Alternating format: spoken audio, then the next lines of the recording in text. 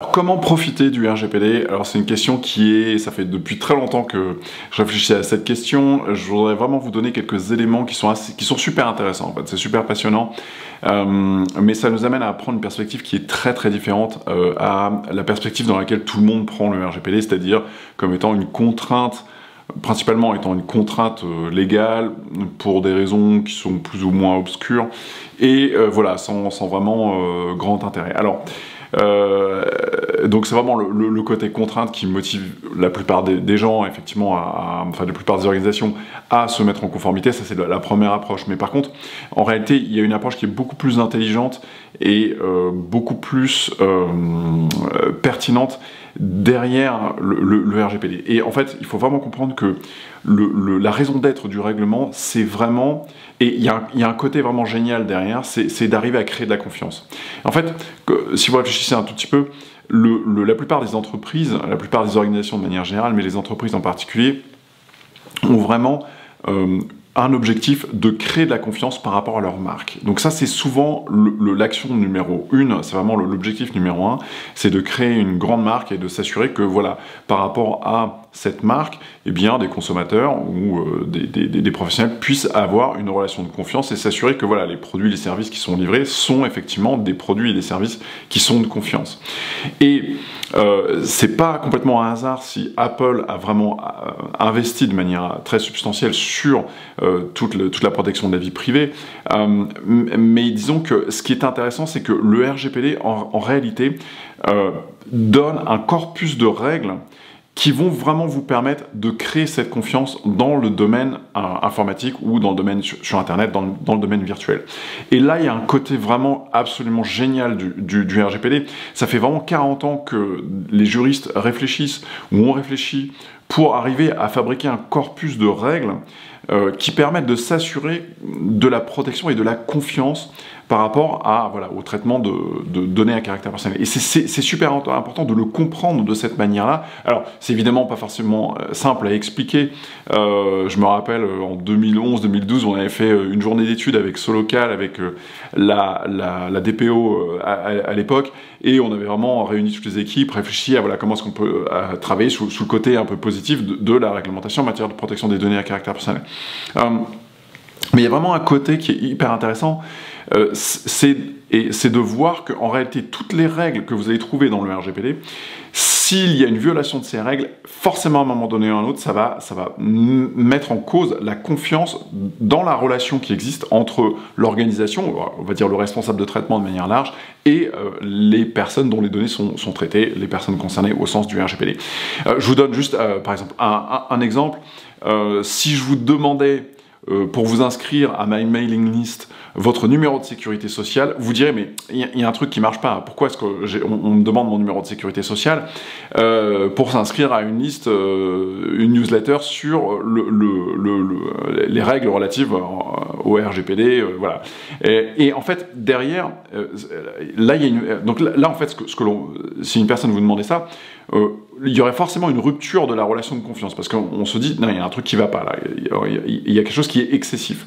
Et en réalité, cette règle, cette situation, elle est bornée par le RGPD en imposant le principe de minimisation, c'est-à-dire que vous devez collecter le minimum de données à caractère personnel qui sont nécessaires pour les objectifs qui sont poursuivis.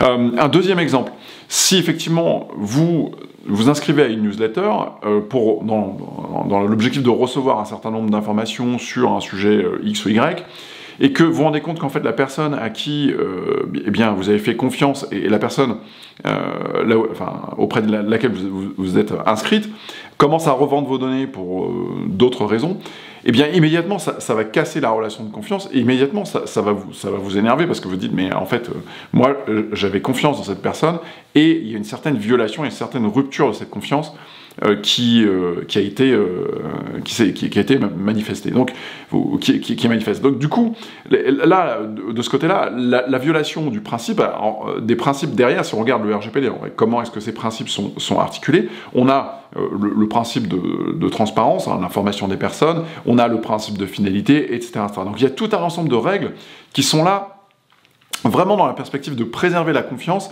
et c'est très intéressant d'expliquer. Voilà, alors évidemment, c'est pas ce qui amène tout le monde vers le RGPD en se disant voilà, c'est vraiment le point le plus important, mais puisque ce que tout le monde cherche en général, c'est éviter une amende, mais en réalité, il y a une création de valeur qui est très importante. Notamment, en particulier si vous avez des équipes qui peuvent être relativement importantes, parce que si vous vous assurez qu'effectivement tous vos traitements sont bien conformes, en réalité, vous allez préserver un lien de confiance pendant toute la chaîne de traitement. Et ça, c'est super intéressant, c'est super utile aux organisations, aux entreprises de manière générale qui cherchent à se développer, parce que c'est vraiment un framework qui va vous permettre de vous assurer en pratique qu'à aucun moment il y a une rupture de cette relation de confiance. Donc ça c'est super intéressant de le voir sur cet angle-là et de travailler le RGPD sous cet angle-là, que ce soit en particulier sur les grandes entreprises. Bon, sur les petites entreprises, bon, ça pose des questions un petit peu plus délicates, mais dès lors que vous allez avoir des équipes à coordonner, le fait de s'assurer que voilà, toutes les règles sont bien respectées, c'est aussi très créateur de valeur. On peut le regarder simplement dans le domaine de la sécurité informatique. Effectivement, si vous respectez toutes les règles qui sont relatives qui sont imposées par le règlement en termes de sécurité informatique, à un moment donné, normalement, vous n'aurez pas à expliquer à vos clients que toutes leurs données sont parties dans la nature et que vous avez été piraté pour une raison X, Y. Et surtout, la raison, la majorité du temps, c'est que les données n'étaient pas sécurisées convenablement. Donc voilà, donc ça, juste pour vous donner trois petits exemples, mais en réalité, si vous regardez le RGPD vraiment dans sa globalité, eh bien, vous vous rendrez compte que toute la chaîne de traitement a déjà vraiment bien été pensée, que ce soit des règles de transparence, de minimisation, de gestion de risque, de sécurité informatique, de base légale, etc. Donc il y a vraiment un corpus de règles qui est vraiment hyper sérieux, bien pensé, bien structuré, simplement pour vous aider en fait en tant qu'entreprise, en particulier pour vous aider à créer cette confiance, à maintenir cette confiance. Donc ça va vraiment dans le sens normalement des entreprises qui sont saines et bien organisées, bien gérées, dans lesquelles voilà, on a envie de créer de la valeur pour les autres et effectivement on s'assure que cette valeur soit livrée à toutes les étapes de la relation, toutes les étapes de la conception du produit, etc. Donc voilà, donc c'est vraiment quelques outils pratiques, quelques liens, quelques éléments pratiques, mais qui sont quand même super utiles et super intéressants. Voilà. Donc pour ne pas être complètement dépressif sur le côté, le RGPD c'est que de la contrainte. Non, mais c'est vrai que c'est de la contrainte, mais d'un autre côté, une fois que toutes les règles sont bien appliquées, c'est quand même beaucoup de confiance et ça va vous aider.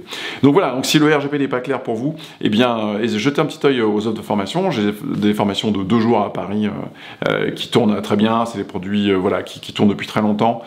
Tout le monde en est super satisfait. J'ai une super offre de formation avec non seulement les 2 jours de formation, mais également 1 an de suivi après. Donc jetez un petit œil si c'est un sujet pour vous. Bien, regardez, on a un produit qui est bien, on est référencé, on est organisme de formation, on est référencé, Datadog.